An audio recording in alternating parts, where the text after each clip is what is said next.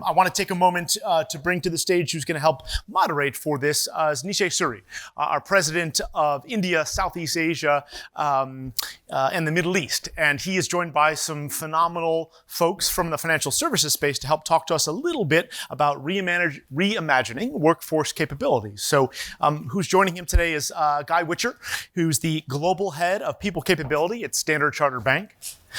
Tanya Deary, who is the GGM of Talent and Culture from ANZ Bank.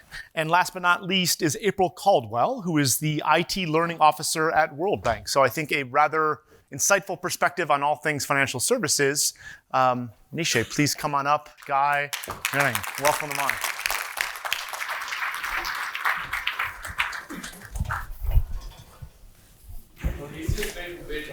Your hearts would actually be to abandon the session. Much has already been covered, but I run the big risk of losing my performance bonus for the year, so I dare not. We have a very accomplished panel with us today, and they're just going to join us on stage. Hi. And that's Tanya. Welcome, and April.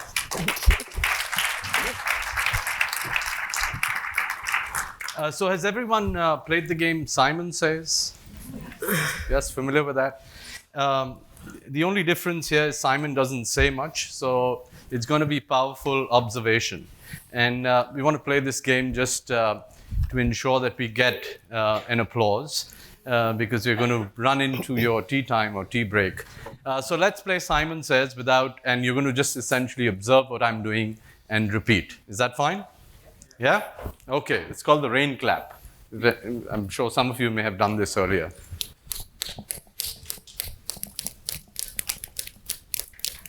He's got to breathe.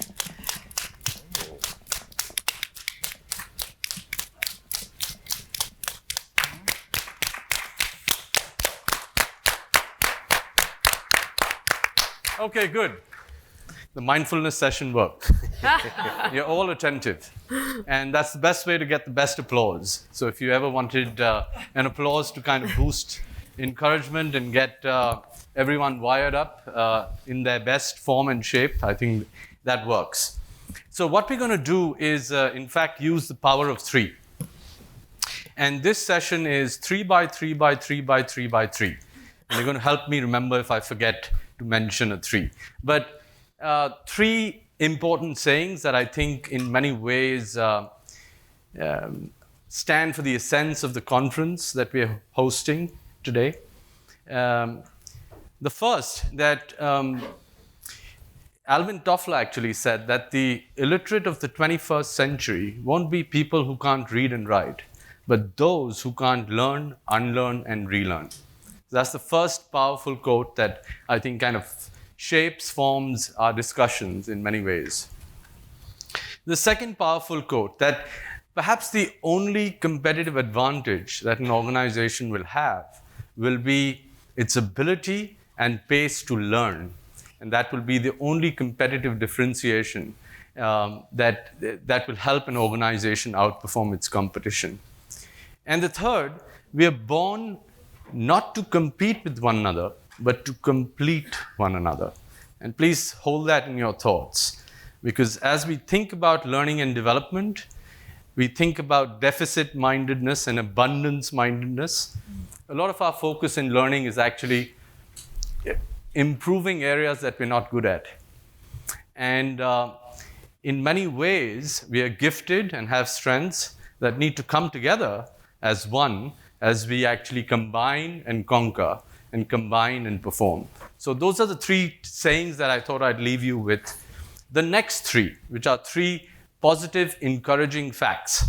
Number 1, we have more money to spend as the L&D community. Number 2, we have more executive sponsorship.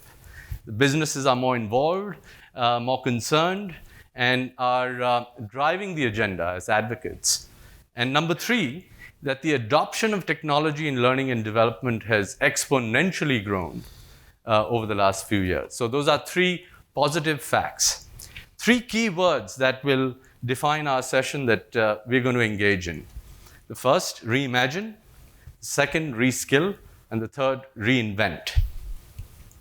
3 esteemed speakers with 3 powerful presentations to follow, and then 3 very compelling questions for which you will vote the best answer. So we're going to involve you and make this as fun and engaging as we can in the short period of time. Please welcome Guy Witcher with his first presentation. Oh, thank you. Okay, when I come to the US, and I don't come that all that often, and I've got up on stage before, and people say, so where are you from? And what's Standard Chartered? So 30 seconds, anybody know what this is a picture of, apart from our logo, yeah? If you're from the UK, please don't chat. If you're from the US, any idea? There's a football player, yeah. Okay, nice. So it's Liverpool, yeah? So one of my daughters, and I've worked for Standard Chartered for 10 years, said to me recently, Dad, I finally know who you work for. I saw that logo on that red shirt, yeah, for football, yeah? And I should add right now that Liverpool are on the top of the league table, yeah? When we first sponsored them, that wasn't the case. So they're doing very well. It's the afternoon session, yeah, and there's a break next, and I'm really mindful of that. Here's what I want to do, yeah, and I'll skip through some pieces because when you're on in the afternoon, actually some of the pieces have been covered, and I don't want to go over them. And in fact, I was talking to somebody at lunchtime, and I actually felt like there's a whole bunch of advocates in the room, and maybe what I'll throw up at the end is maybe a couple of pushbacks in areas where actually I think we should be asking some questions of ourselves. Rather than being in violent agreement. So just a little bit about Standard Chartered to give you some context. So we are a bank, financial services in all segments. We're in 60 countries, and we have 125 nationalities of people working in our organisation, and we operate in places as far as wide as Côte d'Ivoire. All the way through Africa, through places like Pakistan, through the rest of Asia, China. I'm based in Singapore. Now, there is a map here, and I think we've taken a little bit of license because we've shaded all the countries that we're represented in, yeah? We don't have a couple of offices in the US, yeah? So I just want to be careful there, yeah? We are largely an organisation that provides banking services through Asia, Africa, and the Middle East, yeah? And our bank is primarily based on trade. We support trade globally. If I can believe the numbers, about 40% of global trade somehow is managed by Standard Chartered. So that's who we are. And our purpose, and I'm going to come back to this a little later, is to drive commerce and prosperity through our unique diversity. Now, big themes. So I am going to get into capabilities that we're not just reimagining, but frankly are now. We keep talking about future skills. They're not future skills, as I think you all know in this room. They're now skills. But just some of the big themes. And actually, the professor made me feel much, much better after that last session, because I'm going to talk about things like the very complex global environment. And what I just learned is actually it's not much complex than ever before, really. But there's a lot happening in our markets. There's a lot of unrest. So if you go into Hong Kong, I was there a couple of weeks ago, yeah? There's a huge amount of unrest. There's the US-China trade. There's unrest in the Middle East. If you look at interest rates globally, yeah, and as a financial services company, the central banks don't have a lot of levers to pull anymore. So there's a massive amount of change. There's disruption going on.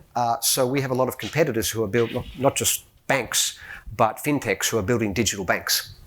So we built digital banks. Yeah, we started in Côte d'Ivoire. We've got a Hong Kong digital bank going live next year. And we're a big bank in Hong Kong. And we are going to take some of our own business from what's traditional to digital. But if we don't do it, somebody else will do it. That's the market we're operating in. When we come back to the capabilities, you'll see the traditional banking capabilities are shifting dramatically. Speed of technologies, we've covered. I'm not going to cover that. Regulation is really interesting because the regulation, and I was talking with an Uber driver on the way in this morning, and he was talking to me about what's going to happen on 1 January here, yeah? And I was sharing with somebody earlier, he was angry. It's like, how can the government, dictate to me when I should work and, et cetera, et cetera. Actually, the regulators are often behind in many of the changes. And we're finding that in many markets. We have massive regulation, yeah, it's just increased over the last number of years. Climate change, societal expectations. So I'm sure, just like all of you working for large companies, it's not just about business anymore. It's about the expectations of clients, of employees, of other stakeholders. We track our energy usage, electricity, water.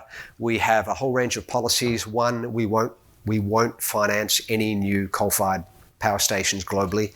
Now that hits some of our markets, where that impacts the lives of people, and they're difficult decisions to make. We've just launched it's a type of bond, a sustainable bond, which says we do no harm but do some good, to attract additional funds. So that's kind of the environment we're operating in. And of course, we've talked, I think, about leadership and changes there, and also people and machines. And again, it's happening really fast. Yeah, it's happening fast. People are struggling. Yeah, and in fact, one of my challenges around what we do in L&D, and I think the platform that EdCast gives, and EdCast are a partner of ours. I'll share a little bit about the learns just at the end. Is we're overwhelming people as well. We are overwhelming people, and we need to be really careful of that. If it's one of the challenges I challenge my people with is, we saw some great curation of content earlier. We really need to be careful of overwhelming people. They're overwhelmed enough already, so it's how we help. I was asked to talk about skills though, so I'm going to talk through them pretty quickly. So we talk about hard and soft skills. I really hate these terms. I think Tanya, you've also expressed that. But what are the things that we are doing right now in banking? Yeah, and it's like, wow, there's not too many of those that look like traditional banking. There's not. We do all those traditional things, but this is where it's going. So early stages of a data and analytics academy. So we do employ data scientists. Interestingly, there's a role about a business translator for data analytics that's becoming real, and I'm thinking that's got to be a great job. Productivity, digital, I won't cover. We've done it to death. Productivity. So I think Agile came up earlier. We're using dynamic work design now. I'm going to cover human-centered design in soft skills. It's a really interesting one as to where it sits. And cyber, of course, I could add others on. In terms of soft, if I start at the bottom, client engagement is still really important. Yeah, if our frontline people who are dealing with corporate clients, commercial clients, private banking clients don't have really good client engagement skills, actually they're not going to succeed. Yeah. Now I could also say that in the private bank, we're going down the path of robo-advisors as well. I know it's pretty scary, but if I compare my own situation, I moved to Singapore 10 years ago, and I got in Singapore, there's no kind of pension fund. In Singapore, you don't work, you don't earn, you don't put money, you don't put food on the table. No money goes away for you. So I decided I better put something away for myself, and I set up this fund. Let me tell you, I've got less money in it after 10 years than I had when I started. A robo-advisor probably would have done much, much better. Yeah. And I do remind my advisor periodically about that. So we talk about communication, leadership. Leadership is changing very clearly. Yeah. As we move agile, we think about 40% of our organization can end up in a pure agile state. I know, Tanya, I think you're ahead of a tribe. Yeah, so ANZ absolutely gets it. We think 40%. The role of the leader and leadership skills changes substantially. Yeah, I don't know whether you're going to touch on that, but it does. And one skill which many years ago, a boss of mine, I kind of scoffed at him at end year. It was a competency working under pressure. It's a long time ago, yeah? And I still remember as being a young guy selling trade finance and a bit cocky and arrogant, saying to him, what's this thing about working under pressure? What rubbish is that, yeah? And he said, this will be the most important thing for you as you grow into senior roles. And resilience is not just a future skill, it's a skill now. In terms of people managing. But in fact, there's more, and I've tipped it not because they're more important, but because there's a whole lot of new stuff, and haven't come up. So empathy, which has been touched on, it's at the heart of human-centered design. We're spending a lot of time on human-centered design. In fact, I want all of the learning needs analysis that's traditionally been done by people, what do you need? You get in a room and you apply human-centered design skills to really understand what's needed or not.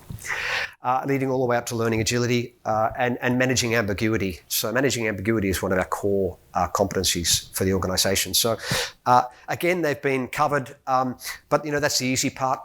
Actually, it's really easy to build content and build learning. We're pretty good at it. Yeah, maybe we've done too much e-learning, and we're now doing, bite-sized stuff, now curating content. But actually, the biggest impediment that I see, anybody want to guess? Biggest impediment to all of this? Time. Time is one. Yeah, I haven't put it up here. Time for the user. Yeah, I haven't put it up there, but you're right. What else? Desire to learn. Desire to learn. Yeah. It's actually this mindset and culture, yeah, and I'm going to follow it up with this curiosity and experimentation. We're about 4 months in, I think, on what we call a concept validation using EdCast. Getting people into the platform to use it continually, is a challenge. Yeah, getting experts to curate content as we've done, and I'm not talking down the platform at all. Yeah, I don't know what the hell we would do without it. Yeah, as we're building out, but having tech guys curate content on APIs and a whole range of other things. Yeah, and it gets to the corporate guys at the front line, and they're saying, actually, what is this stuff? Yeah, what I need to know is X for clients. So in my mind, this mindset around learners, this curiosity, and this all kind of sums up as culture in my view, is the biggest thing that we need to tackle. We ran a global learning week a couple of weeks ago, and I think it was Mars earlier. I think it was Antoine who was here, talked about the week over summer. The biggest uptake we got on the experience platform was during that 1 week. Yeah, during that 1 week. And we ran a different theme each day, future of banking, which a lot of these themes came up in, future of work, brain agility, etc. And we got the biggest take up. And somebody said to me, why did you run that week? What was it for? Running lots of events, etc. Get the hours up. I said, it wasn't about any of that. Actually, it was about starting to shift the mindset and shift the culture of the organisation, and that's what we're looking to invest in.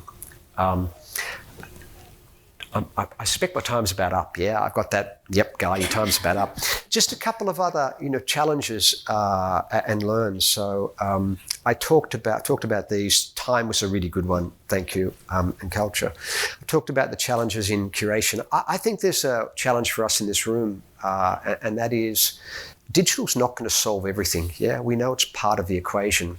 And I do think we need to be careful of overwhelming people. How do we stream people, personalize content, just what they want without overwhelming? But the other thing that plays on my mind is impact. So how are we going to measure what the impact is around capability, and how are we going to measure the impact on the outcomes for the businesses we work for? And that's what plays on my mind most. Yeah. So I get paid to do a job to build capability of the organisation, frankly, so that people do their jobs well and we make money for our shareholders, at a very hard level. In banking now, though, unlike when I started and everybody wanted to work in banking because it was such a great industry, we don't attract quite the same. It's harder for us to attract people. So the second element for us is how do we attract and retain people? So it is about people as well as the dollars. And then thirdly, in this, the World Economic Forum paper has been mentioned a couple of times today, there's a really strong business case to upskill and reskill. And I do take the Deloitte feedback. Yeah, I thought that was nicely challenging for us today. We do need some work. Otherwise, the communities in which we're in don't prosper. And for an organisation like ours that's in developing markets, it's really important to us that our communities thrive. Yeah, I can't tell you what happened. What happens to our markets when some of the global events that occur right now. Yeah, HIV/AIDS in Africa. That kind of decimated, the economies in some of our markets. So for me, it is about those three things. I'm going to stop there because I think I'm done. Thank you, Guy. Thank you. Please put your hands together for Guy. Okay, Tanya, take it away. I took the time over lunch to reflect a bit on what we've heard so far and what I could share with you, particularly in relation to stories that might be different to what you'd heard already. We've covered so much ground. I think the key takeaways for me are around the fourth and the fifth industrial revolutions that we're going through. I think it's never been more of an exciting time to be in the learning space. We are needed as learning professionals more than ever before. And so it's a really cool time to be in this space and to actually be really, like Guy was saying, at the heart of making change in organisations and also helping people to be future ready. So I just wanted to share a couple of thoughts with you, but firstly tell you a little bit about ANZ. We are also a bank, a full service bank, and our purpose is to shape a world where people and communities thrive. So we're about a lot more than banking. We are actually really about people and trying to create a world where we can help people do their best work, make their dreams into a reality through finance. We're a full service bank. We operate across 33 countries and we have large operations centres in India, in the Philippines, in China. But predominantly we also are a global trade business, so an institutional bank, corporate and commercial, and we have big retail presence in Australia and New Zealand. So my title, Tribe Lead Grow to Perform, I noticed that Nishu introduced me with my old title. So we are in the middle of a massive transformation in terms of working agile. And I thought it might be helpful to share a bit more about that with you, because even though we've been talking about agility and adaptability and the need to be able to learn, in some ways transforming an organisation like a bank to build those sorts of capabilities, both hard and soft, that Guy was talking about, and to actually transform the culture, a lot of what we've been focusing on has really been our scaled agile transformation. So how many of you are working in organisations that are actually working agile? Some. So being in the Silicon Valley, in the heart of the tech organisations and the tech world, I would have thought that there'd be quite a few people who are already working agile. For a bank, this is a very, very different way of working. We've now got 12,000 of our people working agile, not just in our tech function. Our HR function 6 months ago transformed to work agile too. So why? Why have we done that? Now, I'm just going to talk a little bit about that in the context of learning in a minute, but I did want to stick with my slides. So let me just see if I can go here. Some of this we've already covered already today in a large range of the presentations. So the pace of change is unprecedented. We've heard about that, the fourth and the fifth revolution. We've heard about, therefore, and Guy mentioned this in financial services organisations are needing to change and evolve rapidly to develop their digital capabilities in terms of their ability to be able to survive. That is really critical. Identifying the core capabilities for us, the capabilities that we need for the future, if we're still going to be in the playing field servicing our customers, is really, really important. And the core capabilities are very similar to what Guy talked about, the cybersecurity, the digital capabilities that we need across our frontline workforce, in our operations workforce, automation, robotics, artificial intelligence, all the things that you've heard about already, as well as mindset, empathy, all of those kind of softer skills, design thinking. So we have too identified the core capabilities that we need, and we are not different from other organisations who might be tech organisations, FMCG organisations. Everybody is on this massive transformation to stay relevant, and therefore we're all going after the same skills. So for us then, how we actually bring talent into the organisation is really important. But we know hiring, while it is really, really important, hiring alone is not going to be enough, because there's simply, you look at all the projections, there are not enough people with the capabilities that we need in the market developing those skills at the rate that we need them. And then the other thing that we've got is, if you're an engineer, a cloud engineer, are you going to want to come and work for ANZ in Australia when you could maybe work for a Microsoft or a Google or a fintech startup where you can get the opportunity to apply your skills in a funky, different organisation, in a different culture, learn from the best? So our employee value proposition and what we offer to our employees is really, really critical in terms of our ability to be able to attract the kind of capabilities that we need. Which brings me on to the bottom left-hand corner, which we've talked about learning being core, being able to adapt your skills, being able to change, being able to be fit for purpose. The shelf life of skills is so short now, so you need to be able to learn new skills really quickly. But it is also critical to our new ways of working, which is our scaled agile model and methodology. And so for those of you who are working in this way, you'll know that many of the agile rituals and routines are focused on learning.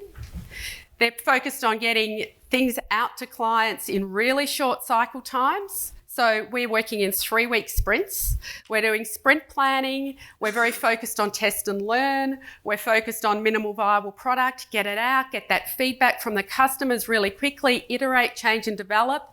And the other thing that I really love about Agile is the retrospective.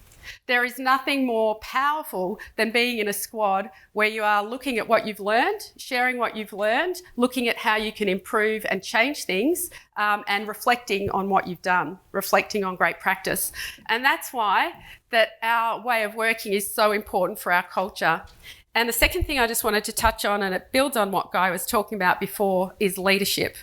So the other part of new ways of working for us and being agile is really about being able to create an environment of psychological safety in those squads, where we're bringing together multidisciplinary teams. We've got human-centred designers, working with product owners, working with data analysts, working with engineers, journey experts, all from different backgrounds, who are basically, every voice is equal in that squad. They are working on the work, and the ability of the product owners and the chapter leads to be able to create an environment in that squad which is safe for people to share their perspective, share their learning, admit their failures. That kind of culture change that comes through implementing this new way of working is really, really key in terms of its success. So that's why I just wanted to highlight that one. Probably I feel like the other things that we've talked about in relation to the learning environment are probably not that unique from what you've already heard, so I won't cover off on those. We, like other organisations, are grappling with making sure that we're keeping our learning content relevant, making it accessible for people when they need it most. So I'm just going to skip to my last slide because I'm sure we're very pressed for time, which is this one. So the other thing that I wanted to say, and this really, we've got Josh Burson coming very end of the day this afternoon, and also you've heard a bit from the Deloitte folks. So when we think about learning at ANZ and we think about the opportunity to create learning and to change the culture around learning, it's not just about our new ways of working. It's also about changing, I guess, how people think about learning. And this is actually an old model of Josh Burson's. I think even from before he joined up with Deloitte. And this is talking about the way in which you develop a mindset, knowledge or skills in individuals. And it's the 4E model. So moving from thinking about learning as just point in time, just through a training course or education, but really it's kind of an evolution of the 70-20-10 to thinking about what are the experiences that we can provide for people to learn on the job. Examples include things like stretch assignments, job rotations, secondments, etc. What's the exposure that we can give people through connecting with other humans where they can get feedback, they can build relationships, but it's all about their learning and development. So things like mentoring, career coaching, communities of practice, really important part of agile ways of working and collaboration. Then you've got the tools and the environment, and this is where our partnership with EdCast is really relevant. So our ways of learning, that's our learning aggregator, that's our EdCast system.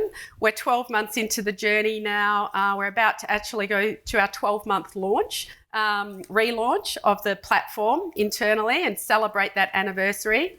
The new ways of working, capability frameworks, and we've also made a really significant change to our performance and reward system this year, where we're really asking our leaders to think differently about learning and how they support learning. And then the final thing is really, the final E is education, which is that more traditional classroom-based e-learning, virtual learning, learning through simulations, etc. So when we think about building the learning capability across the organisation, we are trying to help our leaders to not just think about traditional classroom-based learning or even e-learning, but to actually be thinking about all four of those E's and the opportunity to help people and individuals become more future ready, to build those skills, to reskill at pace, thinking about all of those elements of the learning journey. So I might wrap up there. Very good. Thank you for keeping time. You. Big That's applause. okay. April, all yours. Thank you. Good afternoon, everybody. So I'm definitely on the stage with my colleagues here in financial services, but if you guys know anything about the World Bank, we're not in financial services. We're actually in international development. And so I'm going to be speaking about what we've been doing, a little bit about our partnership in EdCast, and also ending it with an aspirational thought as far as what we're doing on our side and where I am actually sitting in World Bank as far as IT applications and IT learning and what that means for the future of work. So having said that, so basically, if anybody knows the goals of the World Bank, they're to reduce poverty, to increase shared prosperity, as well as to promote sustainable development. In fact, by 2030, that is our goal, to end extreme poverty and to promote shared prosperity. So by the very least, anybody can say that we have a sense of urgency. So we are now in 2019, soon to be 2020. So we have 10 years. And so there's a lot of a sense of urgency that comes with that. I have to say that literally, I probably can attest that I work with some of the smartest people in the world, literally in the world. So we have about 180 member countries. What does that actually mean? It means that people are very much involved and invested in sanitation, infrastructure, education around the world. So they're focused on doing that. So we also are, since we're so focused on that, what does that mean as far as it relates to business applications? Business applications. So before I go actually a little bit further, I want to ask the room, how many people within the last week have gotten an update pushed out to your phones? Okay, right? So thinking about that, that is where we are currently. That's the future of work. Imagine that then from a technological perspective, right? So just keep that in mind as I sort of go through this. Speed of change. So I just talked about that, right? As far as getting the updates pushed out. So it's no different. Where I sit in IT, I work in ITS, which is basically IT infrastructure, as far as change management and learning. So what we're responsible for is actually supporting the technological changes coming out to support the World Bank. So what does that mean? That means anything from Microsoft, thank you very much, Michelle. It means, for example, changing to a new HR system, right? It also could mean perhaps an performance system. Everybody knows those dreaded systems that come out, right? Every year we have to get, rated, right? So we go through those changes. That's what we're responsible for. So just as Guy was mentioning, you know what? We have to be very kind to our people. Change is happening all the time. So remember that we're focused on actually that urgent goal of 2030. So the last thing that people actually want to be thinking about is, oh my gosh, teams that just changed. What happened? Or in the HR system, what just happened? How do we actually help those particular people manage that change, manage that learning? So that is really what our team looks at. How do we do that for the World Bank? So resource management, I'll go through that just very quickly. Everybody knows, so World Bank, we're a nonprofit. So with nonprofit, what does that mean? Do we have a lot of money? No. Are we for the business of money? No. So when you think, what people, oh, wow, April, ITS Change Management and Learning, that sounds like you have a huge team. Not. Not. Okay? So again, a lot of the resources goes to that 2030 goal, right? So we're actually have a very small team of about, perhaps on a good day, maybe 5. That's just on my team, okay? And then change management is a little bit, we work in partnership. So resources are very, very minimal to do a big job. Literally, so I mentioned we have a very diverse workforce and multi-generational staff. I don't know if anybody can relate to me, but in the World Bank, we literally have people who have been there since they were 20 and now are approaching 60. We have people also, we did actually host a few interns this year coming out of high school. When you talk about multi-generational staff, I don't know if you can get as any more diverse as it is in the World Bank. Learning culture, oh boy, can you imagine? With someone who hasn't left the bank to the high schoolers who are literally, I hosted a 16-year-old, and I thought I was hip. Not, okay? So next, the modern learner. These are the things that my small team that we have to keep in mind. This shift of how do we actually bring along this extremely multi-generational staff in a modern learning context so that we can actually get the work done. Basically, I don't know if this face looks familiar at all. All right? Have you been this person? As far as, okay, a new technology change just got pushed out. Either one, he's looking at a really boring webinar about how to actually teach him about it, or two, he's trying to figure out what changed, going to the intranet, trying to get some resources, etc. Right? Not a happy guy. So this is where we were. So next, basically is an introduction of where we are now, and this is basically our partnership with EdCast as far as one of their solutions called MyGuide. We have rebranded it iGuide. So I'm just going to, if you don't mind, I'm going to wake everybody up a little bit, and I'm going to play basically the change management marketing type of video we did to actually introduce people to learning in the flow of work.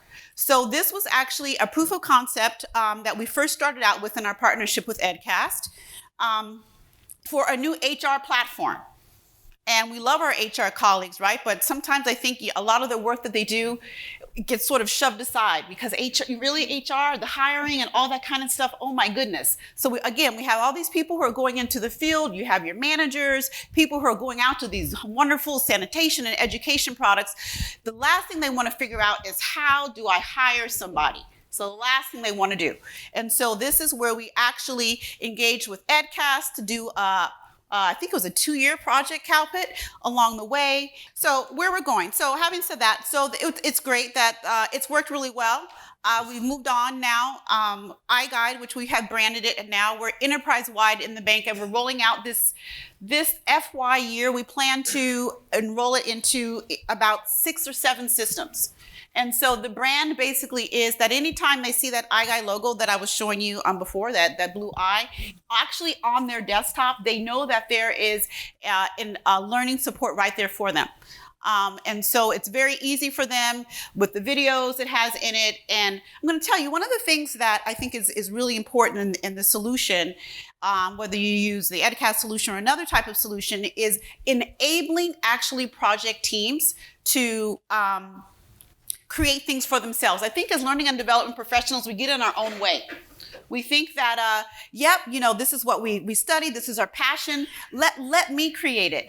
What we have basically done is said, here is the platform for you, here's the tool for you, we're going to show you and onboard you how to use the tool, but you yourself can actually create the learning experience. And so that is one of the really cool things that we actually like about this. I'm going to skip this a little bit. This is but aspirationally, yes, we did start with iGuides.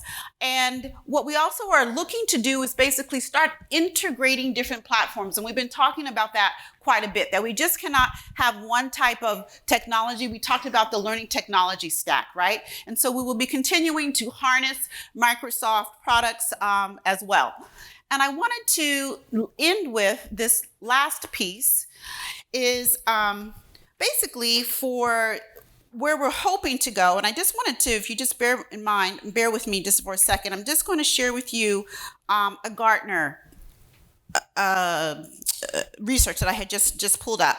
By 2023, 40% of professional workers will orchestrate their business application experiences and capabilities like they do their music streaming services. That spoke to me. Can you imagine that based on what you're doing, the future of work could be such that through machine learning, that you could actually decide what type of business applications you will be using and how that would help you in your flow of work. That spoke to me as an IT learning person. That's huge.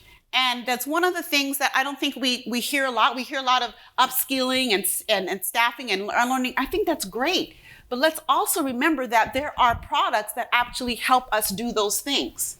And it's very important in the future of work that we actually will be able to determine what does that mean. How will I use Outlook? How will I use Teams? How will I be able to integrate that perhaps in a SharePoint site or whatever that looks like? So for me, I think just to close out that the future of work is really going to be about how how the actual person like myself will be able to be a learning architect, but actually using robotics, using machine learning, etc., as the builder.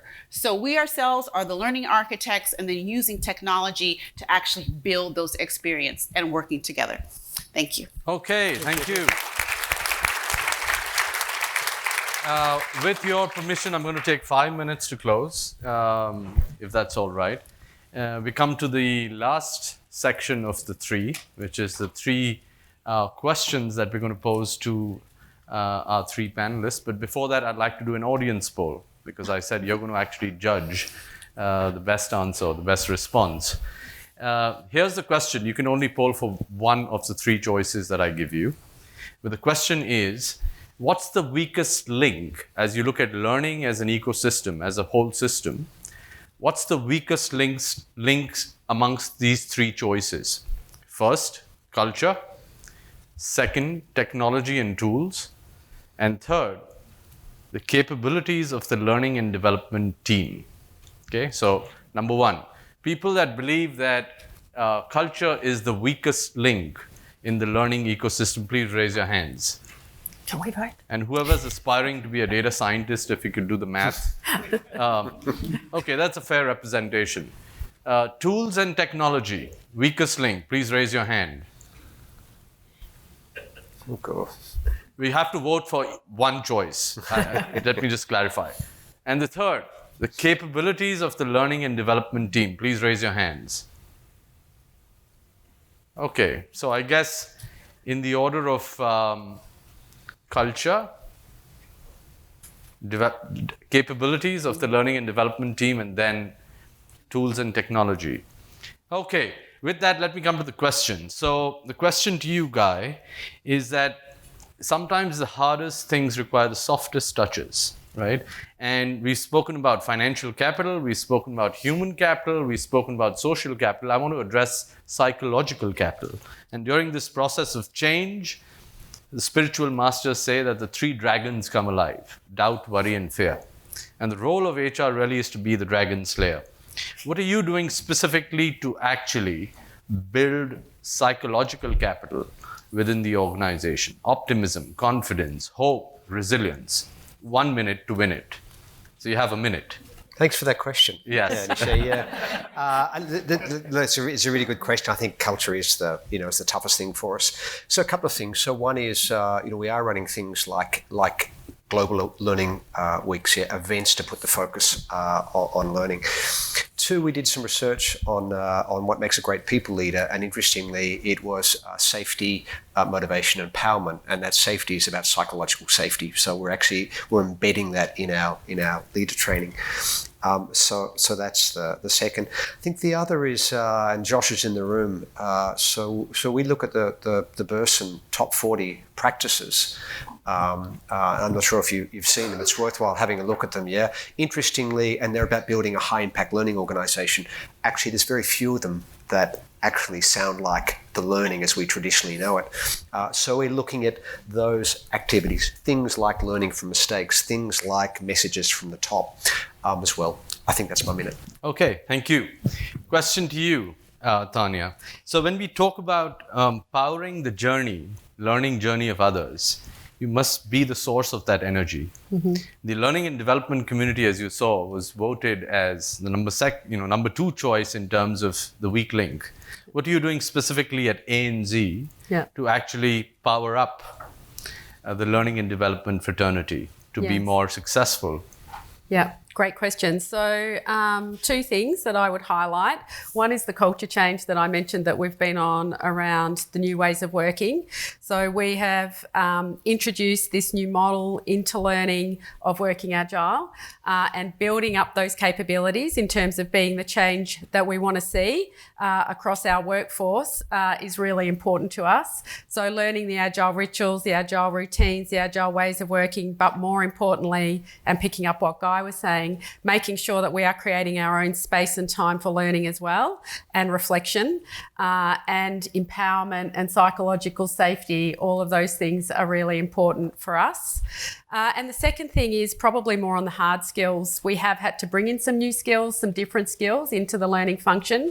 So people that have got HCD experience, human-centered design experience, that understanding of the end user. It's always been a strength of the learning function, but we've really dialed that up. Data and analytics in terms of understanding how our experiences are landing with the end user, making sure that we're collecting data and information and that we can respond to their needs and change what we're doing in a really agile way is really key.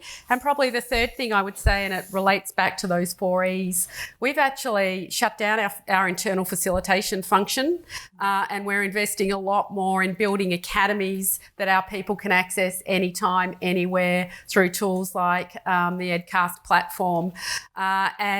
It's not really a focus for us anymore, building that facilitation capability, so curation capability and investing in the digital tools that are really more relevant for the modern learner. That's where we're sort of investing our focus. Thank you so much. Coming to you, April, it's often said the future is already here. It's not just evenly distributed. And technology is our best ally and should be one. But we've often had very bad experiences with technology. What's some of the guidance and 3 tips in a minute that you would like to share with the audience in terms of the lookouts, the watchouts, the rules for the road? I'll just speak a little bit about what we have started to do and what we need to do a lot more. So when we talk about, as I mentioned to you, I'm actually part of the change management and learning function. And so as part of the change management, we talk about having, we have corporate sponsorship, we have like champions, manager champions, etc. But what we've actually learned is, and so for the World Bank, that means like, yes, I'll tell my people that they need to actually learn this because it's important. So to them, that was championship. So it's definitely more than that. So my first tip, having said that, would be the role of the manager needs to change more from the champion than to be a learning coach. So that is a totally different mind shift for managers, right? It's basically putting that action into everyday practice. So having the manager shift to be more learning coaches. Secondly, and I think this was mentioned previously in the learning function as far as us, what we need to see for measuring impact is that we have to pay more attention to the data. What we know is from the client satisfaction surveys that have come up, time and time again. People are saying, enough. We're done. We're done with the changes. But what does that actually mean? And not necessarily being so quick on the draw to make a change just because it says that your satisfaction is below 60%. We have to delve more into that. So data is great, but you have to understand the data and what that means, secondly. Third, gosh, he's putting me on the spot for the third one. It's all right. The minute's over. Ladies and gentlemen, big hand for Guy Witcher, April and Tanya.